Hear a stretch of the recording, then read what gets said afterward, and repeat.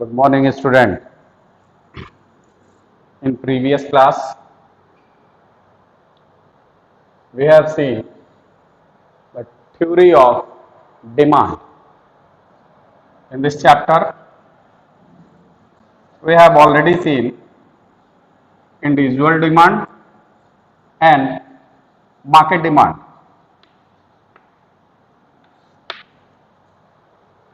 And third one is law of demand.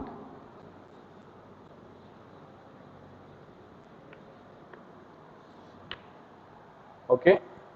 And one thing is factor of demand, price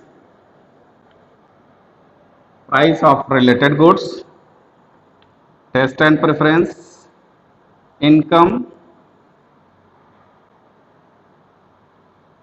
etcetera. ये इतनी चीज हम लोग पिछली क्लास में देख चुके थे. Now today I will teach you movement along the demand curve.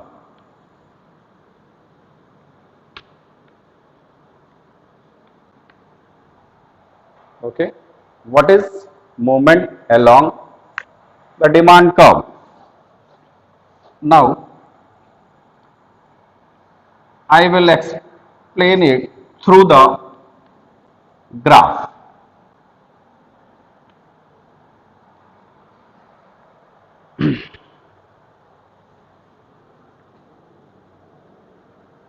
This is demand line.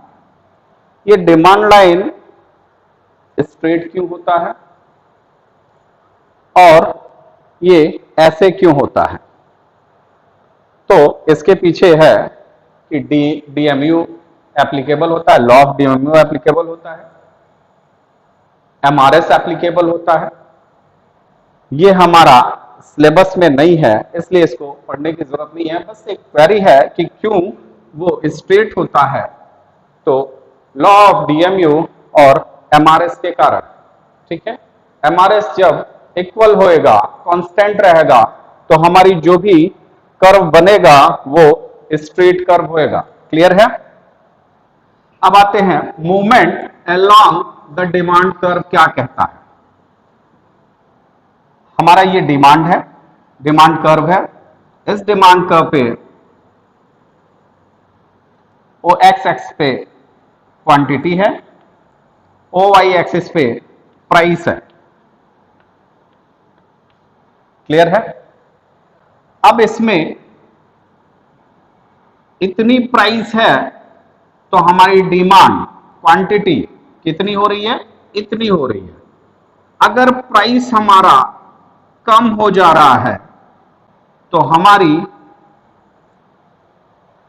Demand जो है वो क्या हो रही है? इंक्रीज कर जा रही है. ठीक है, ये हम लोगों ने लॉ ऑफ डिमांड में प्रीवियस क्लास में भी देख लिया था. अब आते हैं movement along the demand curve क्या कहता है. Movement along the demand curve ये कहता है कि ये जो हमारा डिमांड कर्व है इसमें कोई चेंजेस नहीं आएंगे. अगर हमारा डिमांड इस लाइन से इस लाइन पे, इस कर्व पे अगर यहां है तो इस पॉइंट पे डिमांड कर्व को टच कर रहा है, और अगर शिफ्ट होके वो यहां पर आ जा रहा है तो पर्टिकुलर इस पॉइंट पे वो डिमांड कर्व को टच कर रहा है. ठीक है, अब आते हैं ये जो हमारी डिमांड कर्व है, जब हमारा प्राइस ये P से P1 आ रहा है तो हमारी क्वांटिटी Q से Q1 जा रही है. ठीक है, तो यहां पर हमारा P से P1 जब हम प्राइस आ रहे हैं, यानी कि प्राइस हमारी कम हो रही है, तो क्वांटिटी हमारी क्या कर रही है? इंक्रीज कर रही है. मींस ये जो हमारी पॉइंट की शिफ्टिंग है डिमांड कर्व पे, वो कहां है? इस साइड में है. ठीक है, यानी कि नीचे की तरफ शिफ्टिंग हो रही है। क्यों? क्योंकि ये प्राइस कम हो रहा है और प्राइस कम होने की वजह से क्वांटिटी इंक्रीज कर रही है, तो इसे डाउनवर्ड स्लोपिंग कहते हैं।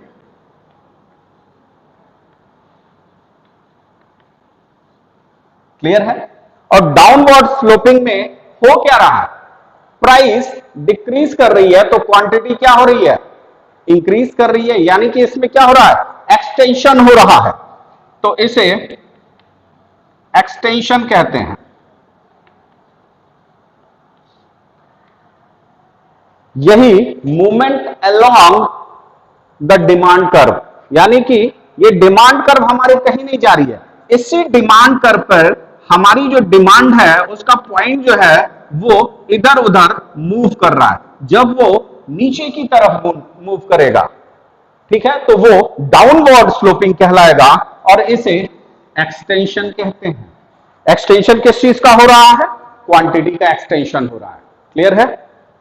अब आते हैं एक दूसरे ग्राफ पे। Again x axis, y axis, ये जीरो, यहां पे क्वांटिटी, ये प्राइस।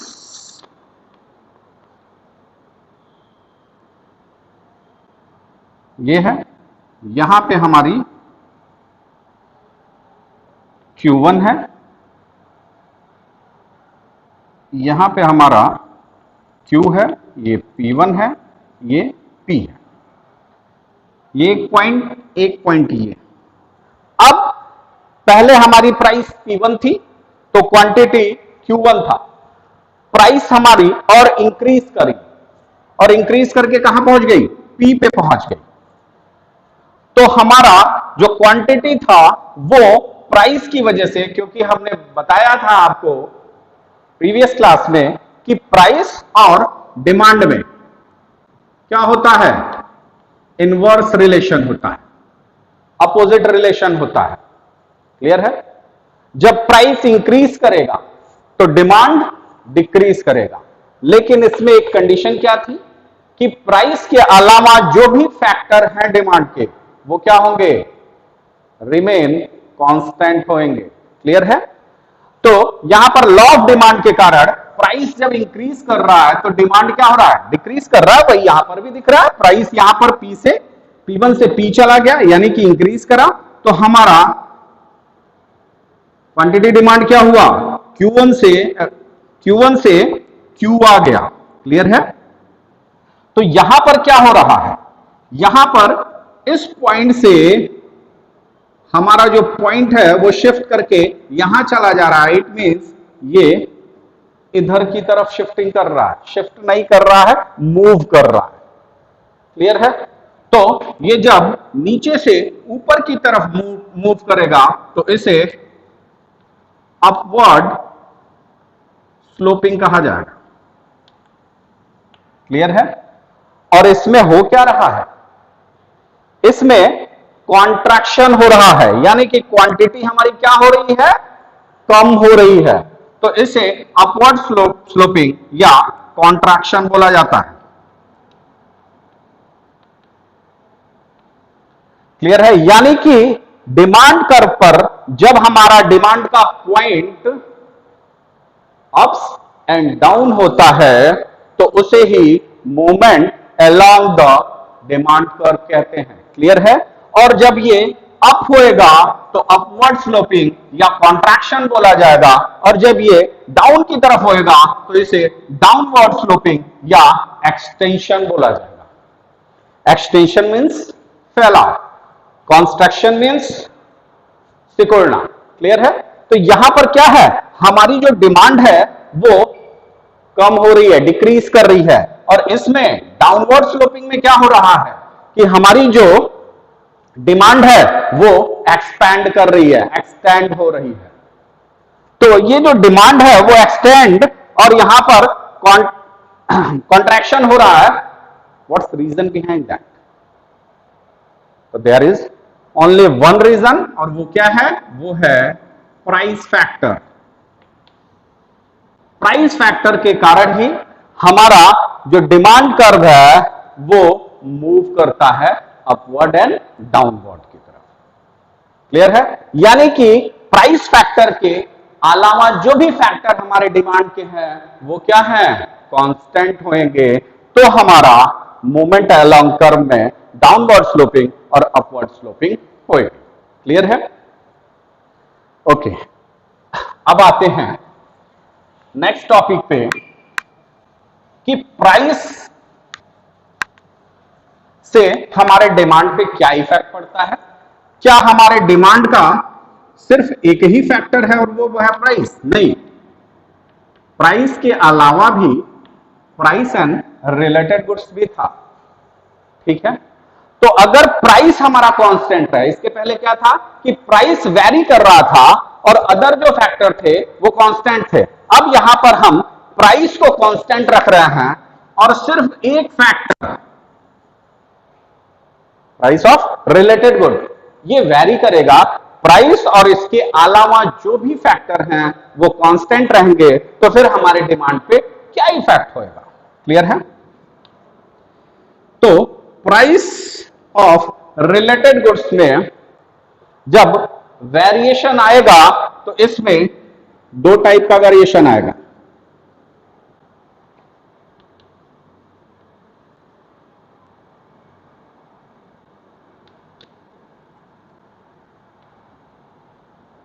एक जब वेरी करेगा तो सब्स्टिट्यूट गुड्स आएंगे और दूसरा जब वेरी करेगा तो आएगा कॉम्प्लीमेंट्री गुड।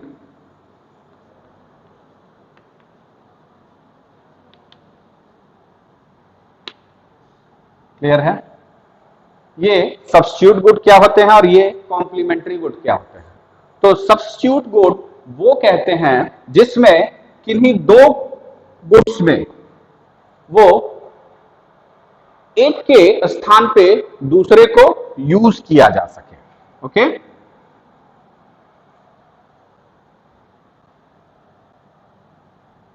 तो यूज ईच अदर, और यहां पे complementary good, sorry, complement good में क्या होता है, कॉम्प्लीमेंट्री गुड में क्या होता है कि यहां पर कोई भी टू गुड्स होते हैं वो एक साथ ही दोनों यूज किए जाते हैं, तो यूज टुगेदर।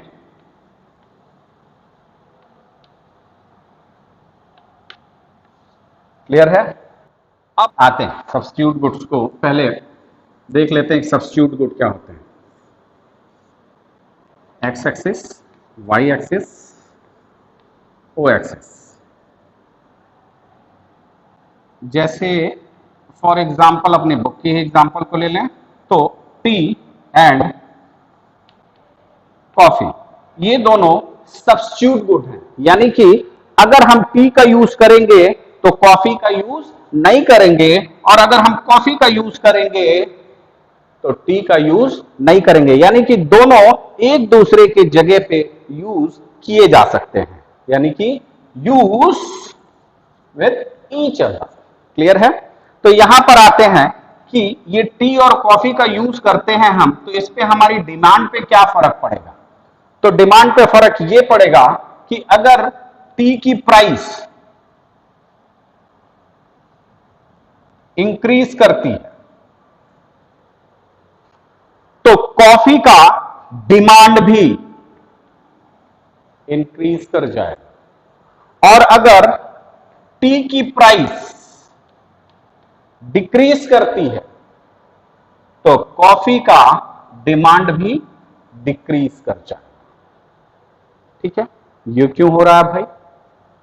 टी की प्राइस अगर बढ़ रही है तो कॉफी से इस पे क्या इंपैक्ट पड़ रहा है? क्यों पड़ रहा है? क्यों इसकी डिमांड बढ़ रही है? क्यों? क्योंकि कॉफी महंगी होती है इन कंपैरिजन टी के। तो अगर टी और महंगा हो जा रहा है तो वो कॉफी के रेट के बराबर आ जाएगा। तो जो भी एक नॉर्मल कंज्यूमर होगा, अगर कॉफी के बराबर टी की कॉस्टिंग आ जा रही है तो वो कॉफी पीना प्रेफर करेगा, इसलिए कॉफी की डिमांड वो करने लगेगा और इससे कॉफी की डिमांड बढ़ जाएगी। अगेन आते हैं, जब टी की प्राइस यहां पर डाउन हो रही है तो कॉफी की भी डिमांड कम हो जा रही है, डाउन हो जा रही है। ऐसा क्यों? क्योंकि यहां पर कॉफी का प्राइस ऑलरेडी हाई है और जब टी की प्राइस कम हो रही है तो कंज्यूमर सस्ते की तरफ ही शिफ्ट होगा, क्योंकि उसकी कैपेसिटी कॉफी खरीदने की नहीं होगी और यहां पर टी की कॉस्टिंग कम है, इस वजह से ये टी पे शिफ्ट होकर टी की डिमांड को इंक्रीज कर देगा। क्लियर है? इसे हम दो कर्व से समझ सकते हैं।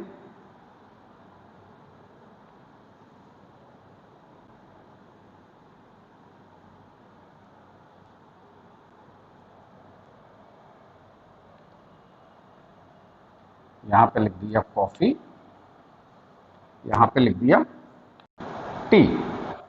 अब यहां पर टी की ये प्राइस है तो कॉफी की यहां पर ये डिमांड, सॉरी, प्राइस और एक ही चीज की हम प्राइस लेते हैं और एक ही चीज की डिमांड लेते हैं। यहां पर ये प्राइस हो जाएगा और यहां पर कॉफी हो जाएगा। अब यहां पर टी की प्राइस इतनी है तो कॉफी की डिमांड इतनी है, और अगर हम टी की प्राइस को इंक्रीज कर दें तो हम देख रहे हैं कि हमारी कॉफी की डिमांड Q से Q1 हो जा रही है, जब P से P1 किसकी प्राइसिंग हो रही है? टी की। डिमांड किसकी बढ़ रही है? कॉफी की। तो इस फिगर से हम इसको समझ सकते हैं कि जैसे ही हम टी की प्राइस को इस पॉइंट से इस पॉइंट पे यानी कि इंक्रीज करा रहे हैं, वैसे ही हम देख रहे हैं कि हमारा जो डिमांड है वो शिफ्ट होके, कॉफी का डिमांड शिफ्ट होके Q से Q1 हो जा रहा है, मींस इंक्रीज कर रहा है। अगर हम यहां पर P2, अगर हम टी की क्वांटिटी को कम कर दें, प्राइस को कम कर दें, तो यहां पर देख रहे हैं कि कॉफी की डिमांड भी डिक्रीज कर रही है। तो आप एक चीज ये क्वेश्चन हमसे कर सकते हैं कि सर यहां पर आपने ये जो डिमांड कर्व बनाया है वो इस टाइप में बनाया है और इस टाइप में डिमांड कर्व नहीं होता है, इस टाइप में तो सप्लाई का कर्व होता है। तो यहां पर हम ये बताना चाह रहे हैं कि यहां पर हम दो कमोडिटी का बीच में कंपेयर कर रहे हैं, जिसमें एक की हम प्राइस ले रहे हैं और दूसरे की हम डिमांड ले रहे हैं, जिसकी वजह से हमारा डिमांड कर्व इस टाइप में बनेगा। क्लियर है? अब आते हैं कि कॉम्प्लीमेंट्री गुड किसे कहते हैं भाई। इसमें यूज टुगेदर होता है, यानी कि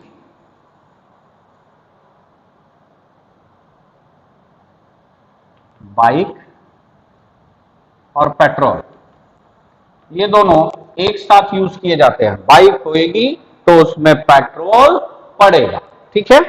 अब आते हैं कि इन दोनों के प्राइसिंग पे अगर एक की प्राइस कम होगी तो दूसरे की डिमांड इफेक्टिव हो जाएगी, इफेक्टेड होगा। क्यों होगा, कैसे होगा भाई, यहां पर देखते हैं।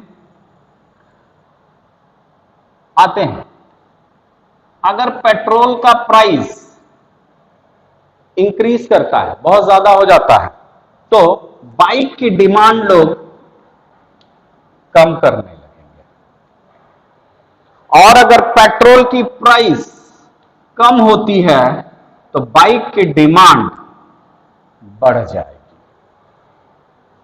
तो कॉम्प्लीमेंट्री गुड में देख रहे हैं कि प्राइस और डिमांड में कौन सा एक रिलेशन बन रहा है? नेगेटिव रिलेशन बन रहा है। और सब्स्टिट्यूट गुड्स में हम देख रहे हैं कि प्राइस और डिमांड में यहां पर कौन सा रिलेशन डेवलप हो रहा है? पॉजिटिव रिलेशन, यानी कि टी की प्राइस इंक्रीज कर रही है तो कॉफी की डिमांड भी इंक्रीज कर रही है, और टी की प्राइस अगर डिक्रीज कर रही है तो कॉफी की भी डिमांड डिक्रीज कर रही है। यहां पर हम देख रहे हैं पॉजिटिव रिलेशन हो रहा है सब्स्टिट्यूट गुड में, बट कॉम्प्लीमेंट्री गुड में हम देखते हैं कि बाइक और पेट्रोल के प्राइस और डिमांड में इनवर्स रिलेशन दिख रहा है, यानी कि पेट्रोल की कॉस्टिंग अगर बढ़ रही है तो बाइक की डिमांड कम हो जा रही है, पेट्रोल की कॉस्टिंग अगर कम हो रही है तो बाइक की डिमांड इंक्रीज कर जा रही है।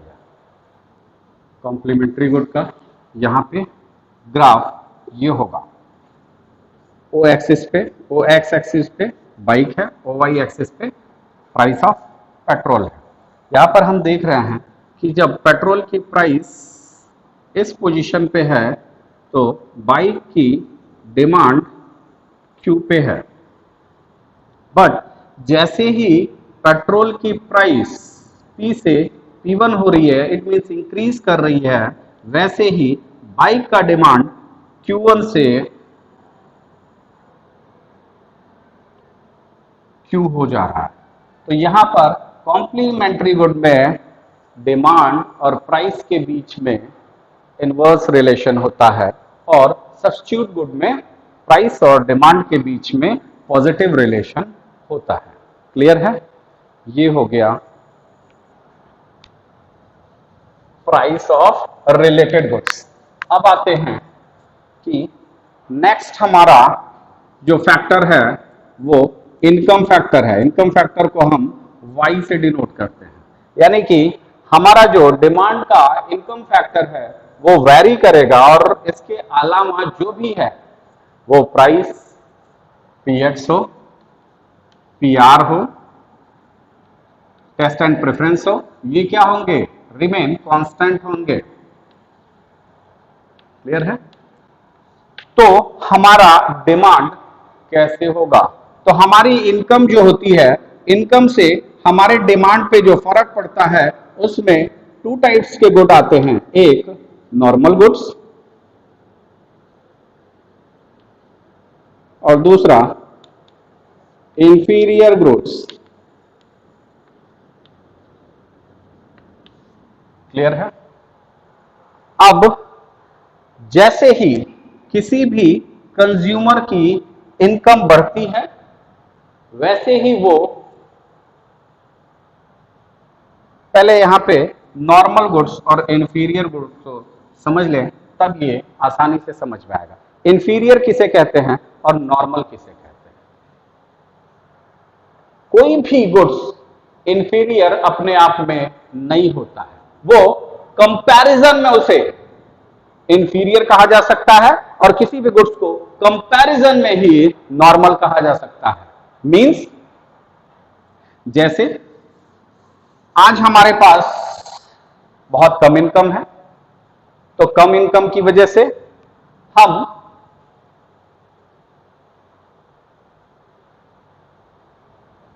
फॉर एग्जांपल, हाँ शर्ट ही है, हम कोई शर्ट खरीदने गए मार्केट में, तो हम अपना बजट मेरा कम है तो हम 500 रुपए का कोई भी एक शर्ट परचेज कर लिए क्योंकि हमारे पास 500 रुपए ही शर्ट पे स्पेंड करने की कैपेसिटी थी।